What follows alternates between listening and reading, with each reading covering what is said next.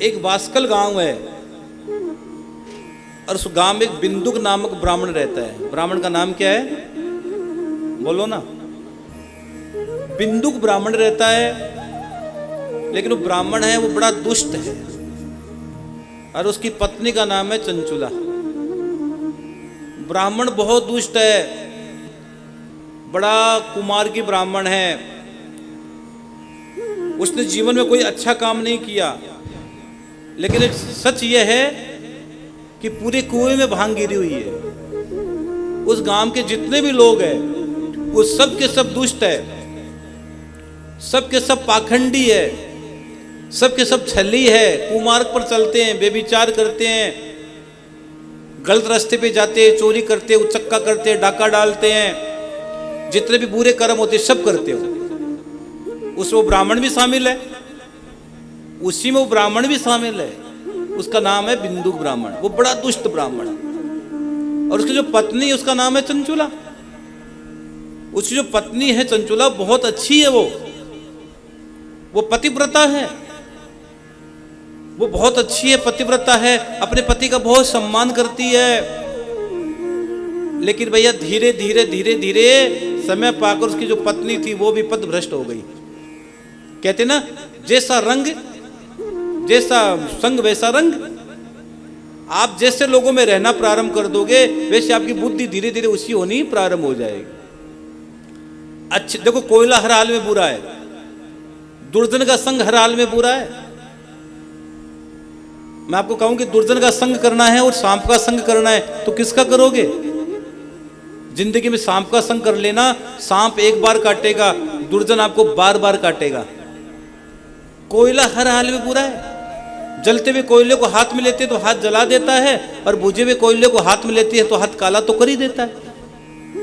इसलिए दुर्जन का संग मत करो कभी, अच्छे लोगों का संग करो, अच्छे लोगों का संग करो। तो चंचुला पहले बहुत अच्छी थी, लेकिन धीरे धीरे धीरे धीरे वो भी पथभ्रष्ट हो गई, वो भी गलत आचरण में चली गई। और जिस घर में पति पत्नी दोनों गलत आचरण में हो, उस घर का कौन रखवाला भाई रे? उस घर का कौन रखवाला? और जिस घर का गार्जियन अच्छा होता है ना, जिस घर का मेन मुखिया अच्छा होता है, उस घर का पतन नहीं होता कभी। उस घर में भगवान की कृपा रहती है। उस घर में कभी किसी का उस घर में पतन नहीं हो सकता। उस घर में भगवान की विशेष कृपा होती है, विशेष कृपा। हाँ, तो यह कथा कहती है कि वो पति पत्नी दोनों पथभ्रष्ट हो गए, और बिंदुक ने अपने पास वेश्याएं रख ली, अपने पास वेश्या रख ली। गलत गलत उनके साथ व्यवहार करता था, बेविचार करता था, कुमार्ग पर चलता था, और जितने भी गलत काम होते, जितने भी गंदे काम होते सब करता था वो, जिसके कारण कोई मुक्ति का साधन ही नहीं था। और यहां कथा ये कहती है कि भाई विनाश काले विपरीत बुद्धि, जहां सुमति था संपत्ति नाना, जहां कुमति था विपत्ति निदाना। जहां अच्छा संग करोगे, अच्छी बुद्धि करोगे, अच्छा भजन करोगे, तभी तो कल्याण होगा। लेकिन बिंदुक ने कभी भी भगवान के नाम की माला नहीं फेरी, कभी भी सत्संग नहीं किया, कभी शिव की कथा नहीं सुनी, और गलत मार्ग पर चल पड़ा। और शिव महापुराण कहती है एक बार धीरे धीरे धीरे धीरे करते करते वो बिंदुक मर गया, मर गया वो। और जैसे मरा तो नाना प्रकार की नारकी यातना भोगने के बाद, पहले नरक में गया, नाना प्रकार की नारकी यातना भोगने के बाद शिव महापुराण में लिखा गया है, अंत वो विंध्य पर्वत पर, कहां पर? विंध्य पर्वत पर जाकर पिशाच बन गया। वो पिशाच की योनि में चला गया, वो पिशाच बन गया विंध्य पर्वत पर जाकर। भयंकर भारी पिशाच बन गया। अब पिशाच तो बन गया, अब पिशाच बनने के बाद उसको आज आंखों में आंसू आया कि मैंने जिंदगी में बहुत गलत काम किया, बहुत गलत काम किया। मैंने भगवान का भजन नहीं किया, मैंने शिव का नाम नहीं लिया, मैंने जीवन में एक माला भगवान की नहीं फेरी, तो मेरी तो गति होनी थी, मेरी तो दुर्गति होनी थी, और मेरे को दुर्गति हो गई। मेरी ऐसी दुर्गति हो गई, उसने विचार किया कि मेरे साथ बहुत बुरा हुआ, लेकिन इसका मैं खुद जिम्मेदार हूं। कई लोग भगवान ने हमारे साथ बुरा किया, भगवान कभी किसी के साथ बुरा नहीं करता है। तुम्हारे कर्म फल तुम्हें भोगने पड़ते हैं, और कर्म फल भोगने ही पड़ेंगे। इस कर्म फल को भोगे बगैर जीवात्मा में कोई दुनिया में रहा नहीं है। एक बार भीष्म पितामह ने भगवान कृष्ण से पूछा था ना कि पितामह मुझे बाणों की सैया क्यों मिली। कौन पितामह? जिन्होंने आजीवन ब्रह्मचर्य व्रत का पालन था और इच्छा मृत्यु का वरदान था पितामह को। तो एक दिन भीष्म पितामह ने भगवान कृष्ण से कहा, नारायण ये बताओ मुझे बाणों की सैया क्यों मिली अंतिम समय में? तब भगवान, और मैंने ऐसा कोई पाप नहीं किया, मुझे 100 जन्म याद है। पितामह को कितने जन्म याद थे? 100 जन्म। आपको तो पिछला जन्म भी याद नहीं है। पितामह को 100 जन्म याद है कि आपने कौन सा कर्म किया, कौन सा अच्छा किया, बुरा किया। और 100 जन्म मुझे याद है। 100 जन्मों में ऐसा मैंने कर्म नहीं किया जिसका परिणाम बाणों की सैया हो। अंतिम समय बाणों की सैया। भगवान मुस्कुराए। भगवान ने कहा, सुनो पितामह, तुझे तो 100 जन्म याद है, और मुझे 100 जन्म से पहले वाला जन्म भी याद है तेरा। तुम एक राजा थे और जंगल में गए थे शिकार खेलने, एक सर्प पड़ा था, तुमने उसको बाण से उठाया और फेंक दिया, और वो कंटिली झाड़ियों में जाकर फंस गया, और तड़प तड़प तड़प तड़प के उसने प्राण त्याग दिए। 101 जन्म पहले का तुम्हें यहां चुकना पड़ रहा है। अभी तो 101 जन्म पहले का हिसाब हुआ है, 100 जन्म तो बाकी पड़े हैं। 100 जन्म तो बाकी पड़े हैं। तो आपका एक एक चीज का हिसाब लिखा जाता है। तो बिंदु ने कहा, मेरे जीवन में अब मेरी मुक्ति कैसी होगी? वो विंध्य पर्वत पर जाकर पिशाच बन गया। और भैया समय आता है ना, तो उस समय हर चीज याद आती है। जब आदमी बीमार होता है, हॉस्पिटल में चला जाता है ना, एडमिट होता है ना, तो उसके द्वारा किए गए हर पाप उसके सामने आते हैं कि मैंने जिंदगी में ये पाप किया, मैंने ये किया, मैंने ये किया, मैंने उस दिन उस आदमी को गलत बोल दिया था, मैंने उस आदमी को नहीं बोलना चाहिए था, मैंने उसका पैसा हरण कर लिया, मैंने ये नहीं किया, मैंने वो किया। हर चीज उसकी स्मृति में ताजा होती है। पता है, अंदर से फिर और टूटता है बीमार आदमी, फिर ज्यादा टूटता है। हाँ, बीमार आदमी फिर टूटता है कि उसकी एक एक स्मृति उसको ताजा होती है, हर एक चीज, क्योंकि उसको पता है हर चीज उसको ताजा हो जाती है। बीमार आदमी बड़ा अंदर से टूटता चला जाता है। और शिव महापुराण कहती है, कथा कहती है, भैया जिंदगी में ऐसा काम मत करो कि आगे जाकर पछताना पड़े, आगे जाकर रोना पड़े। ऐसा काम जिंदगी में कभी मत करना। इस बात का ध्यान रखना। अगर आप मुझे अपना बेटा मानते हो तो जरूर ध्यान रखना इस बात का। मैं बहुत सटीक बोल रहा हूं आपको। अगर पितामह को भी भोगना पड़ा जो कृष्ण सामने दर्शन दे रहे हैं, क्या आप बच पाओगे? कोई नहीं बच पाएगा। कर्म का जंजाल बड़ा खतरनाक है भैया। ये कर्म बंधन जाल बहुत खतरनाक है। अरे माता जी यही आप वहीं चला था। कर्म बंधन का जाल बड़ा खतरनाक है। इससे कोई बच नहीं पाया है, कोई नहीं बच पाया है, कोई नहीं बच पाया। इस बात का ध्यान रखो आप। तो आज तो सोच रहे हो कि पाप कर लो कर लो, कौन देख रहा है, लो खा लो जर्दा, कौन देख रहा है, कर लो गलत काम, पी लो शराब, पी ले। हिसाब लिखा जा रहा है। पिता मैंने कहा, पिता में तो बहुत धर्मात्मा थे, ज्ञानी थे। भगवान ने अर्जुन को भेजा था, अरे अर्जुन जाओ, इससे बड़ा ज्ञानी नहीं है कोई। उस पिता मैंने भगवान के सामने आंसू आ गए और कह दिया, गोविंद सच बताओ, मेरे को ऐसा कौन सा अपराध हो गया मुझे बाणों की सैया मिली? भगवान ने कहा, पिता में भी तो 101 जन्म पहले का हिसाब हुआ है, अभी तो 100 जन्म तो बाकी पड़े हैं तेरे भी। तो सोचो, यहां तो जो पाप कर रहे हो, अगर आपने किसी के बारे में गलत सोच भी लिया ना, वो भी पाप है। हाँ, वो भी पाप है। तो भैया वो पिशाच बन गया विंध्य पर्वत पर जाकर। कौन? बिंदु ब्राह्मण। अब उसकी जो पत्नी थी चंचुला, वो घर में रहती है अपने बच्चों के साथ। एकदम ध्यान से कथा को सुनना। अगर ये कथा समझ में आ गई तो पूरी शिव महापुराण समझ में आ जाएगी। उसने अपनी पत्नी घर में रहती है अपने बच्चों के साथ। एक बार की बात है, लेकिन वो पहले पतिव्रता थी। पहले उसके गुण बहुत अच्छे थे, वो भगवान का भजन करती थी हर समय, अच्छी बहुत अच्छी थी पहले वो, लेकिन बाद में जाकर उसकी बुद्धि मलिन हो गई, बुद्धि खराब हो गई, पथभ्रष्ट हो गई, वो भी गलत आचरण में चलेगी, बेविचार करने लगी। लेकिन उसने पहले भजन किया था, पहले पुण्य किया था, पहले सत्कर्म करती थी वो। अब एक बार की बात है कि भाई गांव से एक बस जा रही थी, कहाँ जा रही थी बस ही कि चलो गोकर्ण क्षेत्र में चलते हैं सब, और वहाँ एक बहुत बड़ा मेला लगा हुआ था, मेला, पहले लोग मेला देखने जाते हैं, आज भी लोग मेला देखने जाते ही है। तो चलो कहाँ चलते हैं, सब के सब मिलकर कहाँ गए, गोकर्ण क्षेत्र में चले गए, गोकर्ण क्षेत्र में। गोकर्ण कौन, गोकर्ण जी कौन पता है? भागवत जी का प्रसंग याद दिलाऊं कि याद है? भागवत सुनते हो नहीं सुनते हो?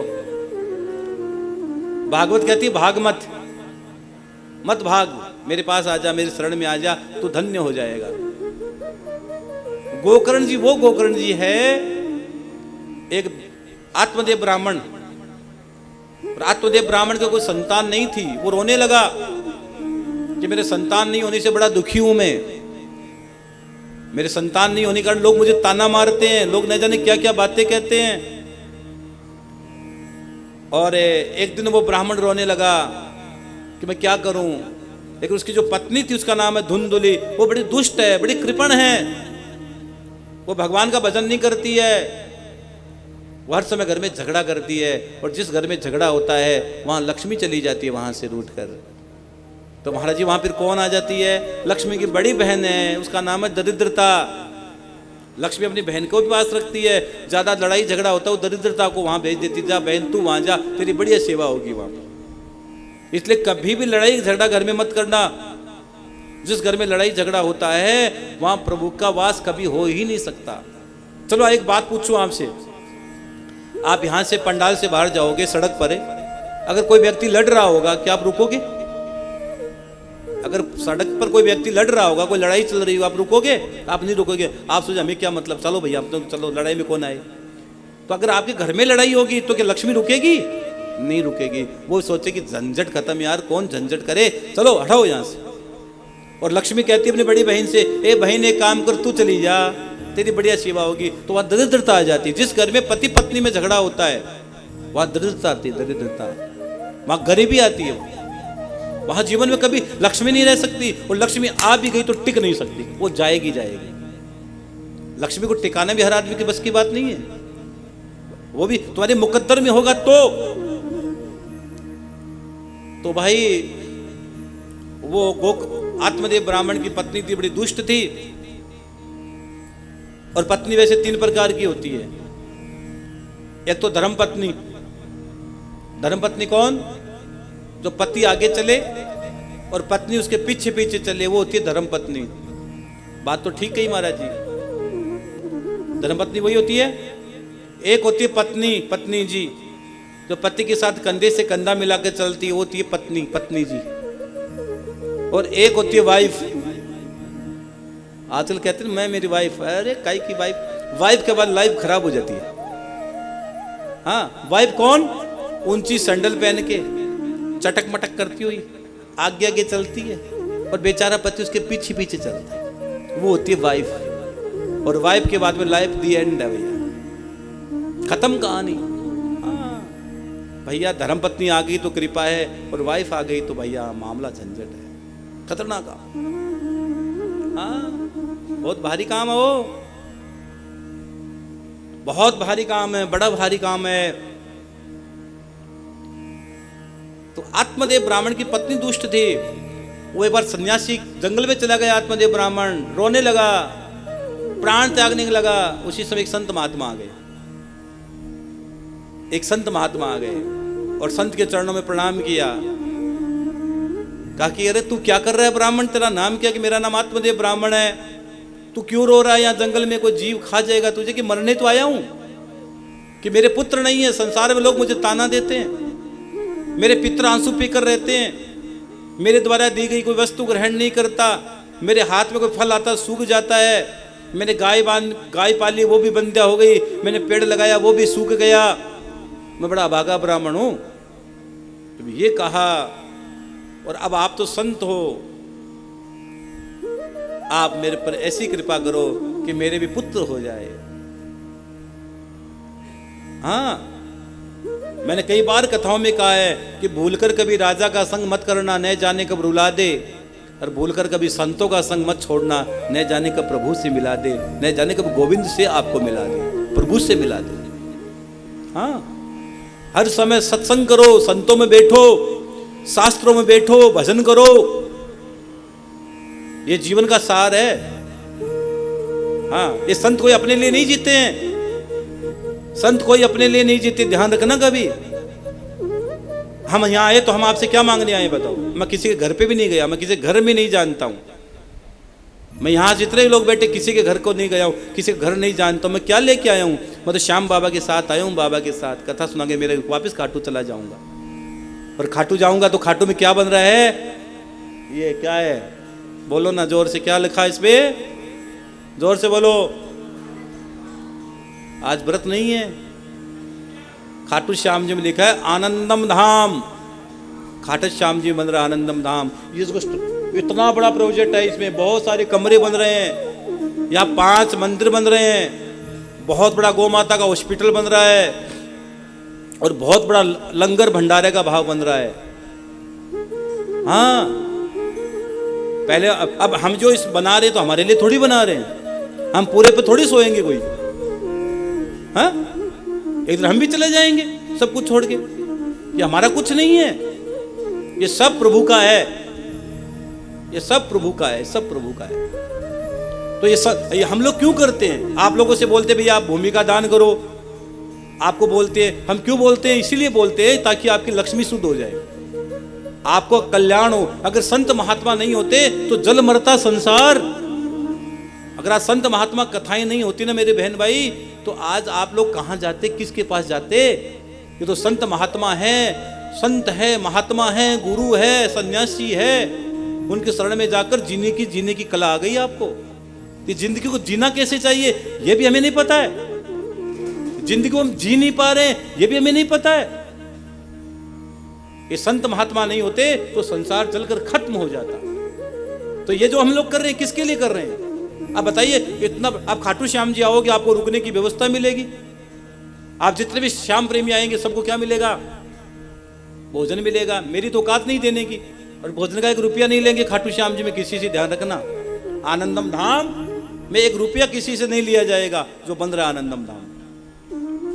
हाँ, आपके पूर्वज इतना कुछ छोड़ के गए हैं आपके लिए, और एक बहुत बड़ा गौ माता का हॉस्पिटल बना रहे हैं खाटू श्याम जी में। क्या बना रहे हैं? गौ माता का हॉस्पिटल। मुझे एक व्यक्ति मिला कि गुरुजी गौ माता का हॉस्पिटल क्यों बना रहे हो? इंसान का बना देते बहुत कमाएंगे, इंसान का कमाएंगे। अरे मैंने कहा कमाने के लिए नहीं आए यार, तो गलत जगह एंट्री हो गई तेरी, गलत नंबर डायल हो गया तेरे। हम कमाने का हमारा भाव ही नहीं है। जो मजा बांटने में बटोरने में थोड़ी है यार, जो मजा खिलाने वो खाने में थोड़ी है। किसी भूखे को भोजन कराओगे आत्मा तृप्त हो जाएगी।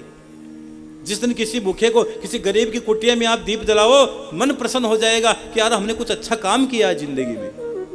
हाँ, तो ये आनंदम धाम जो देख रहे हो बन रहा है, ये खाटू श्याम जी बन रहा है। महाराज जी हम भी क्या एक कमरा का दान कर दें आनंदम धाम? और कौन सी धरती? श्याम दाने की धरती। श्याम बाबा ने शीश का दान दिया है। बहुत भक्तों की इच्छा है कि महाराज जी एक कमरा हम बनाए, तो आनंदम धाम एक कमरा बना सकते हो आप। उसकी राशि है मात्र 5 लाख रुपए। और वो ब्राह्मण संत के चरणों में लोटपोट हो गया कि मेरे संतान नहीं है, मैं क्या करूं? तो उन्होंने कहा एक काम कर, ले फल खा ले, तेरी पत्नी को ले जाकर फल दे देना, तेरी पत्नी फल खाएगी तो तेरे घर में भी संतान की प्राप्ति हो जाएगी। और भाई उसने जाकर अपनी पत्नी से फल दिया कि तू फल खा लेना, लेकिन उसने वो फल नहीं खाया। हाँ, उसने फल नहीं खाया। और अपनी बहन से कहा, बहन सुन, मेरा पति कहीं से फल लेके आया है, पता नहीं मैं गर्भवती हो गई तो गड़बड़ हो जाएगा। मेरे घर से मैं गर्भवती हो गई तो पता नहीं चमत्कारी कोई बाबा ने दे दिया होगा, और मैं अगर गर्भवती हो गई तो मैं चल नहीं पाऊंगी, काम नहीं कर पाऊंगी घर में। और मेरी ननद आएगी सामान उठाकर ले गई तो मैं क्या करूँगी? घर से कोई ले गई तो मैं पकड़ भी नहीं पाऊंगी। ऐसा मन में विचार, उल्टे सुलटे विचार आने लगे उसके। और उसने फल नहीं खाया और अपनी बहन से कहा, बहन बताओ क्या करूं? तो बहन ने कहा काम कर, मेरा एक गर्भ है, मैं बच्चा तुझे दे दूंगी, तू ये फल गाय को खिला दे। और भाई उसने वो फल गाय को खिला दिया। और वो बहन के बेटा हुआ, उसको देख कर गई, वो कथा आप जानते हो सब। और कुछ समय के बाद गाय के बच्चा होता है, और जो बच्चा हुआ उसके कान थे गाय के जैसे थे, तो उसका नाम रखा गोकर्ण जी। बोले गोकर्ण जी भगवान की जय हो। उन्हीं गोकर्ण जी ने अपने पिता से, उसका भाई जो धुंधुकारी था बड़ा दुष्ट हो गया, पापी निकलिष्ट हो गया था, वो प्रेत बन गया। वो भागवत में प्रेत बताया है, वो प्रेत योनि में चला गया। और अपने पिता से कहा, पिताजी, गोकर्ण जी ने कहा, पिताजी भागवत का 10वें स्कंद का पाठ करे, कहाँ फंस गए बेटे पोते के चक्कर में आप? कहाँ फंस गए? बिना भाग्य फल तोड़ खाया नहीं जाता। भैया भाग्य की बहुत बड़ी चीजें हैं, बहुत बड़ी किस्मत की बात है। प्रभु की कृपा के बगैर कोई चीज संभव नहीं होती है। यह प्रभु की साक्षात कृपा होती है तभी होता है। तो वह चंचुला अपने परिवार के लोगों के साथ कहाँ चली गई? गांव के लोगों के साथ कहाँ चली गई? गोकर्ण क्षेत्र में चली गई। और जैसे गोकर्ण तीर्थ में पहुंची, अब जैसे आदमी तीर्थ में पहुंचता तो आधे पाप तो वैसे ही कट जाते हैं। एक तो आप गलत जगह जाओगे तो पाप बढ़ जाते हैं, और अगर आप अच्छी जगह आते हो तो पाप ऑटोमेटिक कम होने लगते हैं। आपका मन ऑटोमेटिक भगवान में आने लगता है। गलत जगह जाओगे तो पाप बढ़ेंगे, और अच्छी जगह आओगे तो पुण्य बढ़ेंगे, पाप कम होंगे। तो वो यहां पहुंच गई। अब एक दिन की बात है, शाम के समय मेला देखने के लिए, मेला लगा था, तो सब के सब मेला देखने के लिए जा रहे थे। तो वो भी मेला देखने की दृष्टि से बाहर आई, और जैसे बाहर आई तो शिव जी का एक मंदिर था, एक शिवालय था, शिव का मंदिर था, उसमें बहुत सारी भीड़ लगी थी। उसने सोचा इतनी भीड़ क्यों है यहाँ पर, यहाँ कोई मेला लगा हुआ है कि देखती हूँ जाके। उसने सोचा यहाँ कोई मेला लगा हुआ है, भगवान जाने क्या लगा हुआ है, इतनी भीड़ क्यों है। मान लो आप बाहर कोई मंदिर में भीड़ हो, आप अरे क्या बात है, कोई आज इतनी भीड़ कैसी है मंदिर में, क्या बात है। तो वो चंचुला अंदर चली गई, और अंदर गई तो भगवान शिव की कथा हो रही थी। हा, कौन सी कथा हो रही थी बताओ ना? श्री शिव महापुराण की कथा हो रही थी। और बड़े बड़े साधु संत महात्मा, यति जति, अमलात्मा विमलात्मा, बड़े बड़े योगी, गृहस्थ सदगृहस्थ, सब लोग बैठकर कथा सुन रहे थे। ब्राह्मण देवता कथा सुना रहे थे। आजकल तो जो पढ़े वही कथा सुना रहा है। लेकिन अब क्या बताएं साहब, बात बहुत आगे चली जाएगी। हाँ, पानी पीना छानकर गुरु करना जानकर तो बहुत भारी मामला चल रहा है, लेकिन कौन किसको बोले? हाँ, कौन किसको बोले? लेकिन बात बहुत बातों में बात मैंने बहुत गहरी कह दी, समझदार को इशारा ही काफी होता है। अब आपका जानो, आपका कर्म जाने।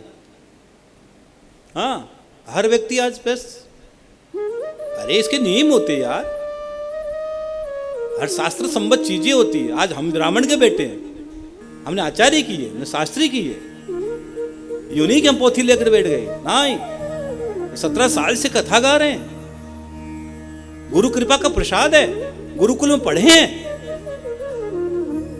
अब परिणाम भोगना पड़ेगा। कथा कहती है कुछ दिन तो छलावा आप कर लोगे, कुछ दिन, उसके बाद तो भोगना पड़ेगा, कुछ दिन बाद भोगना पड़ेगा, ध्यान रखना।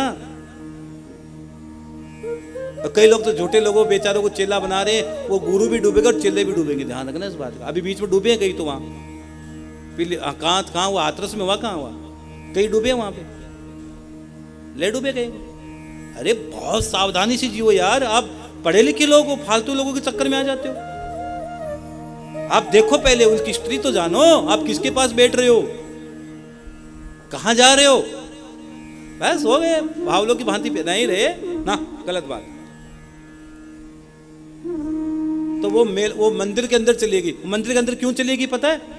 वो पूर्व में भगवान का भजन करती थी, और पूर्व में भजन किया तो भजन उसके काम लग गया, और उसको पैर मंदिर के रूठ गए उसके। कई लोग तो मंदिर के आगे से निकल जाते हैं, लेकिन फिर भी मंदिर नहीं जा पाते हैं। हाँ, कई लोग, आप उज्जैन में रहते हो, कितने लोग महाकाल का दर्शन रोज करते हो बताओ? बाहर वाले आपसे ज्यादा कर जाते हैं। कितने लोग क्षिप्रा में स्नान करते हो पता है आपको? कितने राम घाट में स्नान करते हो जाकर, पता है आपको? वहां कौन तर्पण करता है, कौन अर्घ्य देता है, पता है आपको? अरे यहां तो चंद्रभागा नदी भी है, पता है आपको? महाराज जी पता नहीं, हम तो सत्संग के घाट पर कथा में बैठकर स्नान कर लेते हैं, हमारे सब स्नान पूरे हो जाते हैं। तो मैं भी कहता हूं शरीर में 3.5 करोड़ रोम छिद्र श्री महापुराण कहती है, और 3.5 करोड़ रोम छिद्र अगर कहां पर स्नान होगा? सत्संग के घाट पर होगा। आप जो ओम नमः शिवाय का जाप करते हो, जय श्री श्याम कहते हो, राम राम कहते हो सत्संग में बैठकर, तो आपके एक रोम रोम रोम रोम रोम रोम से राम की आवाज निकलती है, और सत्संग के घाट पर भगवान के नाम की कृपा बरसती है, नाम की कृपा बरसती है। तो सुनो, यहां कथा कहती है वो कहां तक चली गई? मंदिर के अंदर चली गई। आपका मंदिर के अंदर जाना ही पुण्य की बात है। अगर आप मंदिर के अंदर चले जाते हो, आप कथा के अंदर आ जाते हो, तो आपका बहुत बड़ा किस्मत है। अब कई लोग साथ आते लेकिन वो तुम्हें छोड़कर चले जाते, खुद नहीं आते।